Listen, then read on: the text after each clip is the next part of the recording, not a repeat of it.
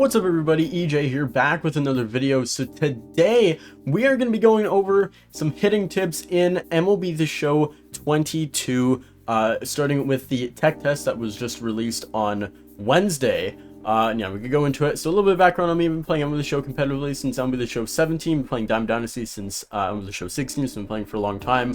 I'm a top 50 player. I finished top 50 several times, made 1100 several times. I'm batting well over 300 on MLB The Show 21 and have an over 3-to-1 win-loss ratio in that game. So I consider myself one of the best hitters in the world, so hopefully I can help you guys with this because I was once in your position as someone who was just starting off at the game looking for some tips. So we're going to get started early on with the show 22 in the tech test. So the first things first, you're going to go to custom practice. So you can choose any team, it doesn't really matter. Personally, I'm just going to go with the Mets. Choose whatever stadium, and then we'll get more into some details as we get into it. So the nice thing about batting practice in this is that now you can actually just go here. So you can literally just click the gamepad and it'll just take you automatically there. You don't have to click settings, you don't have to go into all that. So we're going to start first of all with righty. I would recommend that. Definitely working righty, lefty, considering that opposite handedness are a lot easier to hit. If you can hit righty, you can usually hit lefty. If you can hit lefty, you can usually hit righty. So definitely work on same-handedness. So we're going to start with Merrell Kelly. And the reason why we're starting off with Merrell Kelly is that he has a sinker and a cutter, which are the two meta pitchers that have been meta pitchers in MLB The Show for years.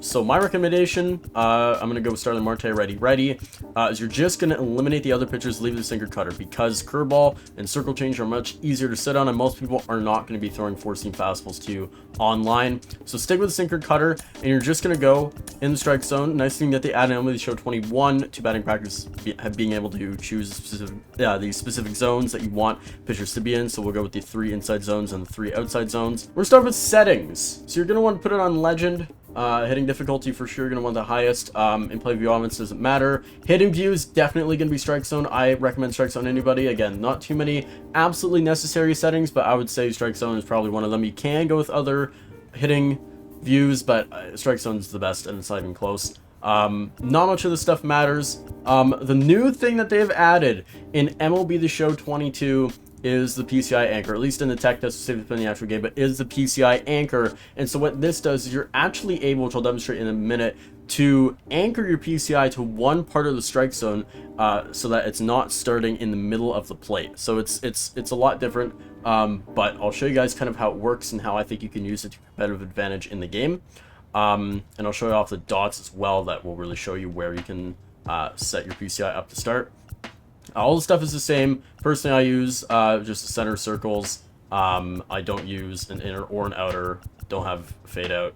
I use yellow, 60%. This stuff is just personal preference. I like using as small of a Pci as possible because I feel like I can be more accurate with it. So we'll apply changes. Go into it. I think I got everything. Just wait for the first pitch. So as you can see, there will be dots that pop up here. If you click and hold L3, and so you can actually anchor your Pci to any part of the strike zone. So this is just anchor to the middle. So basically what the anchors do is they pretty much start your Pci at that place. You can still move your Pci from there, but it just starts in a different place and just down the middle. So if you're looking maybe for a certain pitch, you know, that wasn't what I was looking for, but then your Pci can be closer to that location. Let's say that, I don't know, I want to practice against sinkers up and in. Or in a game situation, you're looking for sinkers up and in. As we go to here, so you can do sinkers, set it up for just up and in, and you can actually just set it to start up and in. It'll make them a little easier to hit, as you can see I'm right on that. Nice thing as well, you can reset plays. So you can hit R3 to reset plays, which is really nice. We're on that one really well. So you can, as you can see, you can just, like, if you're looking for a certain pitch, you can put it in a certain spot. So we'll do it again. For here, so we'll go with the cutter. So definitely the two pitches that people are going to be throwing you a lot are going to be sinkers inside, cutters away, righty. So you actually start your Pci down here. It'll make it easier to hit those low and away cutters. Didn't hit that one overly well, but pretty much there you go. We're on that one pretty well. Pretty much what this allows you to do is just really sit on pitches in certain parts of the zone that you otherwise wouldn't really be able to, and it just makes it easier to get to pitches like that. But you can just experiment with this and just use it to your advantage if you're looking for a certain pitch, if you like the way your PCI feels, instead of just starting in the normal down the middle, which has been used now with the show for years. So definitely play around with that. Again, this is a new feature, so I don't know a lot about it, but I think using this competitively, it can be terrific because it'll really allow you to hone in on certain pitches. If your opponent is showing a pattern of, say, throwing sinkers up and in, then you can start your PCI up and in, have it programmed to start in there, and make it easier to get to those inside pitches. So I definitely recommend playing around with that. But now I'll go into general hitting tips. So now what we're going to do is we'll put on, again, sinker, cutter.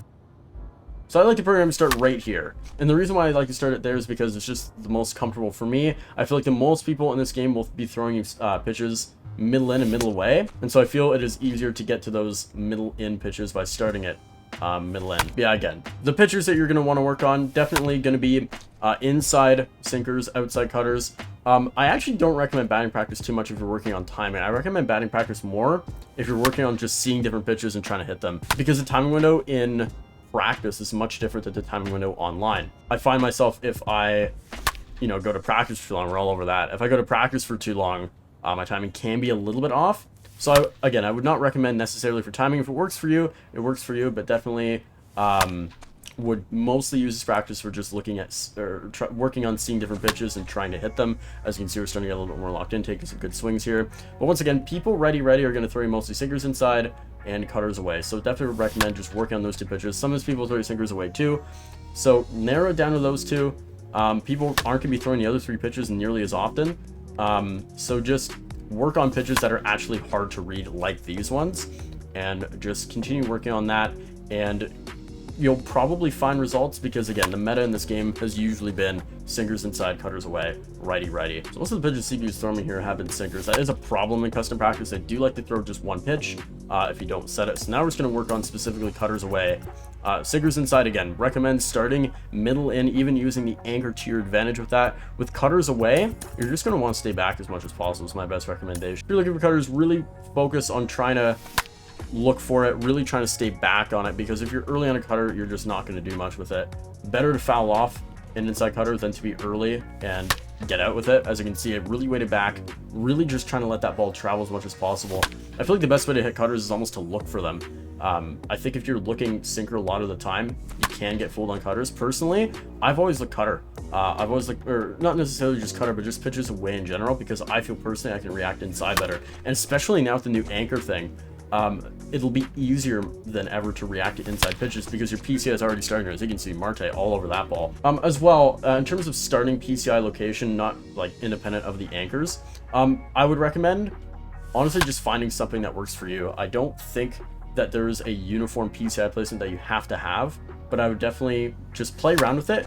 See if it feels comfortable for you. Personally, I like starting my PCI middle in, because I feel it gives me the best chance to catch up to the most pitches, and I feel like the most common pitches that people throw are in the middle of the zone, inside or outside. But again, don't feel like there's some uniform thing that works for everybody. It's just there's different things that work for different people. Just play around until you get something that feels comfortable to you, that you can be consistent with. I think the key to hitting an MLB The Show has always been consistency.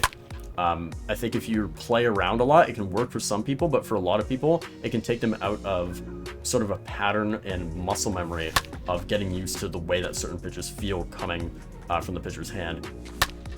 All right, we are all over his cutters right now.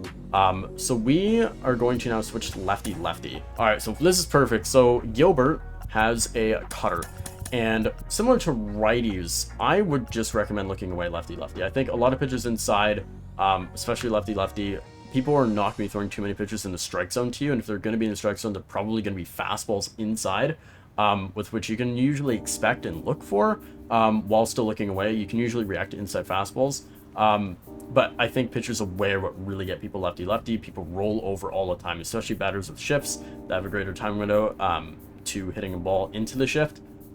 Definitely is a problem. Really trying to weight back, really trying to see that pitch through, and really just trying to not focus as much as I can on not rolling over, trying to go left center with each of these cutters. There we go. Better PCI was a little bit early in that, but that's probably what you don't want to do. I didn't weight back enough, and as you can see, the game punishes you for it. It'll get you out mostly for being early on outside pitches, whereas if you're early on an inside pitch, it won't punish you as much. So you can see that one I got a little bit better. Just like that, exactly what will happen if you are early is that will happen. You will ground it right into the shift, it'll be an easy out. You won't be getting foul balls. The game will not do you any favors. Meanwhile, if you're late on an outside sinker, the game will, or an outside cutter, the game will do you favors and give you a foul ball, allowing you to work more on the at bat. There we go. As you can see, I drilled that one. Good timing. Hit center field. There we go. That is the swing I want. That is hit the left center field. I stayed back on the cutter away. I waited for it to break, and I really focused on going with it. I almost killed the pitcher there. Really trying to wait for it to break and really trying to focus on pumping it to left field and left center. That's a great swing there by McNeil. That's what I'm aiming to do with these cutters away. If you can hit cutters away lefty-lefty, you can hit lefties. Most people do tend to like they'll throw fastballs inside, but usually they'll be off the plate or they'll be like pretty well on the plate in your PCI, particularly if you're starting where I started. But people will try to get you to roll over a lot lefty-lefty, particularly with runners on base, trying to get you to ground to double play. So really just recommending trying to really stay back on cutters, trying to pump it into the gap. There we go. That is a perfect swing on that pitch. I think that was going to do it in terms of actual demonstrations. But just again, we'll just go over each individual thing here.